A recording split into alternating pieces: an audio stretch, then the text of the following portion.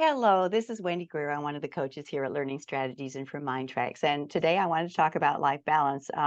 This is actually sort of a funny situation because you know how authors say that when they're writing a book about a topic, often that topic shows up big time in their lives. Well, my life balance has been tested to the ultimate this week, and I'm recording this early because I totally goofed up my back this week, yesterday, and so I'm headed for the chiropractor when I should be recording at 1 o'clock. So this is pre-recorded due to the fact that my life balance capacities are being tested. So don't you? You love it? I don't love it, but it's. I think it's an interesting synchronicity that my life balance muscles are being flexed. So anyway, I want to talk about life balance before I go into the questions. We only had a couple questions, and I apologize if you entered a question later, shortly before one. We'll catch that next time. But life balance is a tough nut to crack because it changes so much, not only throughout your life because you're at different phases of your life. Like when you're a parent, your kids become a very strong focal point for most of us. When that happens and that empty nest business starts, then a lot of people get adrift and their life balance has to be readjusted because the whole focus of their life and what they're here to do has shifted, and what was their primary focus and function is no longer necessary. So they find another way to fulfill that. So, and then also as a prime example, what happened to me this week, I just had so many bizarre things happen. And this thing with my back was sort of the final straw. It's like, give me a break. What's next? And then you find out what's next. So balance can be a very tricky thing. So basically, when you're living wholeheartedly and you're focused on what has value to you, and you're in alignment with that, you're congruent with that, you're going to sort of naturally find a center point. But what happens is, because this isn't a static situation being balanced, you sort of find you're vacillating, and you can swing to these incredible extremes where it's really hard to find that center point anymore. And so that's what I sort of wanted to talk about today. One of the analogies I love for life balance is life is like a big ocean, and it will throw waves at you. There's some will be ripples, some will be waves, some will seem like cyclones or typhoons or whatever those things are that come off the ocean, that are hurricanes that just totally discombobulate you. But you can learn to ride the waves, and that's the focus of life balance, is learning to ride them. In every challenge there's opportunities, there's resources. We have the things we need. In fact, one of the things I wanted to start with was, I don't know who to ascribe this to, but I keep notes on things that I find to be very inspirational or pertinent to my life. And this was one that just really resonated for me, unknown author, but the comment is, the great teachings unanimously emphasize that all the peace, wisdom, and joy in the universe are already within us. We don't have to gain, develop, or attain them. We're like a child standing in a beautiful park with his eyes shut tight. We don't need to imagine trees, flowers, deer, birds, and the sky. We merely need to open our eyes and realize what is already here, who we really are, as soon as we quit pretending we're small or unholy. And I think that is such a great summary of what it's like to be in overwhelm, because you've forgotten your resources, you've forgotten who you are, and you've forgotten your connection to source, that you have this infinite pool of energy and possibilities around you. And you forget when you're out of balance, everything gets discombobulated, and it's hard to even, sometimes you're spinning like a top. You can't even tell which way is forward. I found a really good tool in my young adulthood. I was going through a really tough time. There was some family strife, and a lot of things were not going swimmingly. And I was having trouble riding the waves. And what it was a tool, and I can't remember who to attribute this to, but you do two circles. You make a list of all the things that are really important to you. What's important in your life? What is crucial to your self-care? What is crucial to your mental well-being, your spiritual well-being, your emotional well-being? And make a list of those, and then prioritize. Where are they? Is this one highest and it's maybe 30%, and this one is at the bottom and it's only 10%? So you do that and put it on one of the circles. Make it into a pie chart and see how it divides up. Then you take a look at how you're spending your time, and you do this over several days, and you see where your time is going. My time being spent was so disproportionate and out of congruence with what mattered to me, I immediately saw why I was having so much trouble, because I wasn't doing the things that were important to me. I wasn't doing the things that were high priority. And so naturally I felt out of balance because I couldn't ride the waves. I couldn't go with the flow.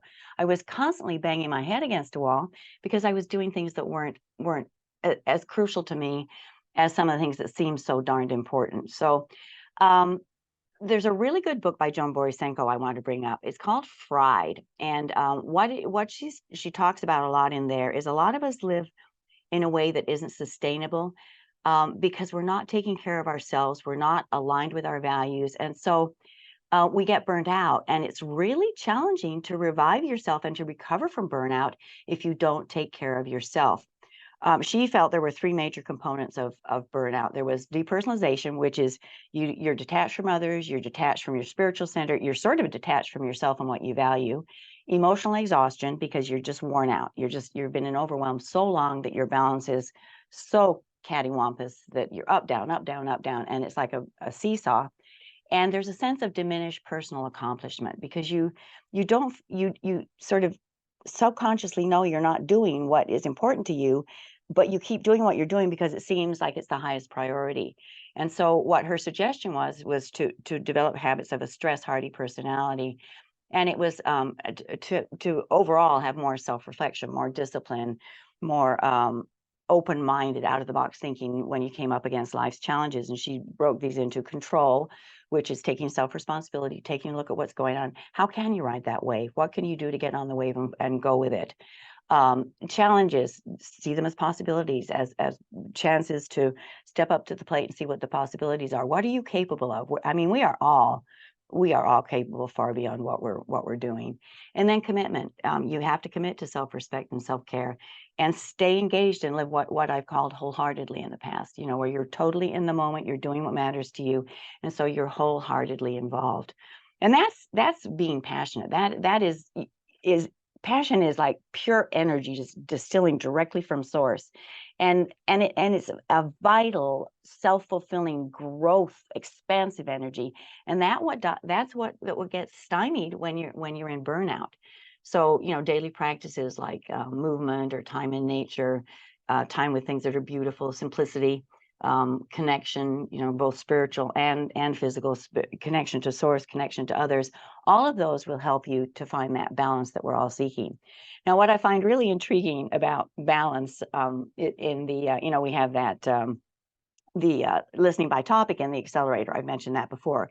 If you go to the Paraliminal Accelerator, we made a list of those Paraliminals, those of us that use them a lot, put our heads together and came up with a listing of what we think is most pertinent to a particular topic. And it was a scream because in balance, listen to this, we had overcoming overwhelm, which clearly when you're in overwhelm, you're not focused, you're not clear on what's important, and you're going to spin. You're not going to be able to ride the wave.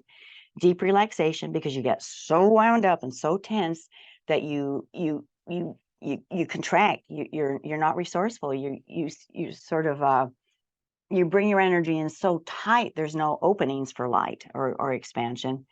Gratitude, and we did an entire session on gratitude. If you are grateful for what you have in your life, you tend to get more to be grateful for. And the other interesting phenomenon with gratitude is if you're expressing gratitude for living a life full of balance and well-being and sort of a serenity and a calm center that you can readily find, if you're giving gratitude for that, your other unconscious mind and your conscious mind, if you're not there, will go, oh, she thinks it's already here. We better get busy because this isn't what we're experiencing. So gratitude is a really, really powerful tool. We listed Soul of Money, the Paraliminal with Lynn Twist that I just love. It's about sufficiency. When is it enough? When can you stop beating yourself up and trying to do more or get more or be more and be here now? Be content with what is, and from there, see what's important to you. Simplicity. A lot of us are overextended because our lives are so complex. We've taken on so much. We have so much. So simplicity is sort of a distillation of that. So you're not, again, spinning like a top because you got things pulling you from 360 degrees. Anxiety free. That was included because this does engender anxiety. When you're feeling out of balance, you're incredibly anxious and letting go, because a lot of us carry forward the day, we carry forward the week, we carry forward slights and resentments and judgments, and if we can let those go, we release all that energy, and it's available to us to use for moving forward.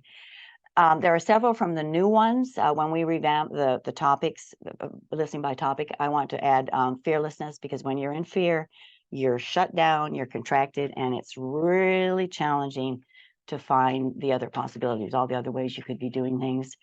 The self-love, because if you're in self-love, you're going to take care of yourself. You're going to embrace self-care. You're going to embrace the resources that build you up and add to your energy pool, so that you can really have the space and the energy and the volition to do something about balancing your life.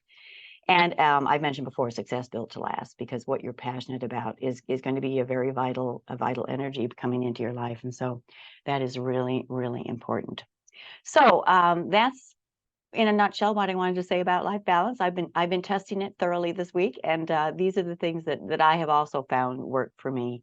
You know, we all have to ride these waves, and sometimes they knock us down, and we have to spit the water out, and you stand up and try again. So hang in there if you're in a state of imbalance, because it is possible, and it is inside us. You know, that thought I read at the beginning is so apt. Everything you have is within you. It's how we're approaching the world, how we're seeing it, how we're perceiving it, that's hanging us up. So we had a couple questions, and they're both interesting. They both relate to procrastination. The first one was, I really struggle with anxiety, which leads to procrastination. How can I help myself? Anxiety-free, the two parallels I would immediately look at would be anxiety-free, because that was geared toward releasing anxiety, and then fearlessness, because that often is the fear of making a mistake or doing the wrong thing, is often why we don't do things.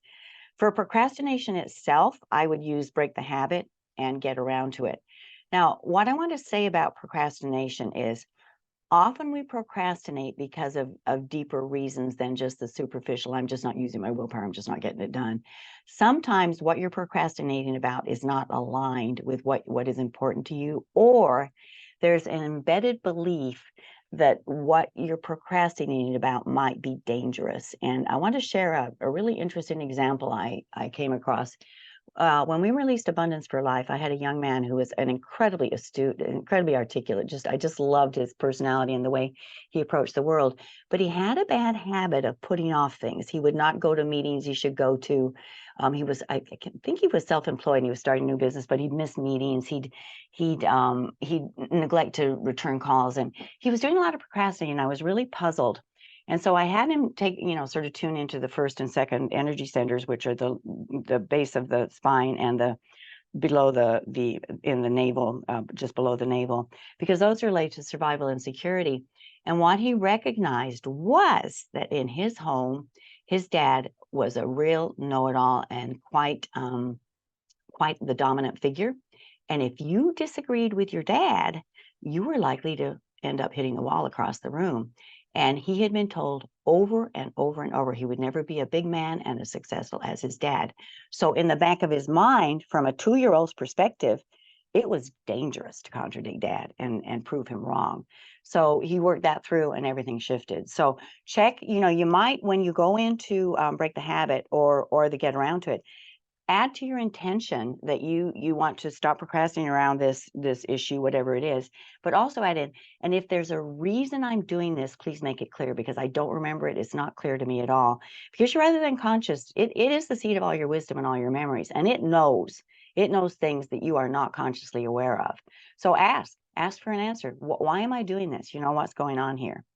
So in a way, I've also just sort of answered the second question, which was, I have procrastination. It's a habit to remove. And so, the one thing I would add to that is you might check and see if the procrastination is happening in a specific area, because then you can know to look in that area, or whether it's broad scope, where you just sort of need to learn to relinquish some of the things you are doing and create time to do those broader scope things. Often when it's a limiting belief, I see it in a particular area, whereas if it's wider scope, sometimes it's just overwhelm. So they're overcoming overwhelm would be good in that circumstance. So those are my thoughts for today. I'd like to leave you with an inspiring thought. It's from David Whyte, the Irish poet.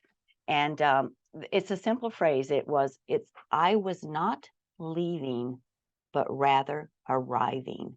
And that's how I think of coming to balance. It's not necessarily that you're leaving the imbalance, but you're seeking the balance. So, take a look, see why you feel like you aren't balanced, and then take a look at what you can do to offset that so that you can start riding those waves. That sort of summarizes to me what I think is going on, because, you want to not so much move away from something, but move toward what you want more of. The away from is, it's good to know what you're moving away from, but the toward and the forward is what really is going to give you the momentum to and move you into that space. And you're doing it from within, and then it goes out through you to express in the world. So I was not leaving, but rather arriving. So take a look and see how you can ride the waves of life, and it can be a great ride, even if you're having a crazy week, if you can learn to sort of laugh at yourself and do the things that bring you joy, do those things, even if it's just taking a brief walk, or, taking a break and doing, going for a mini massage, or just treating yourself to some little treat, with the intent that you're looking for balance, and you're nurturing yourself. You're going to step out of this cycle of overwhelm and into something that is more serene and open and peaceful, so that you can step into balance and ride the waves with total joy. And some of the crazy waves give you some of the craziest rides too. So you enjoy that ride. Lots of love to you from all of us here at Learning Strategies and MINDTRX.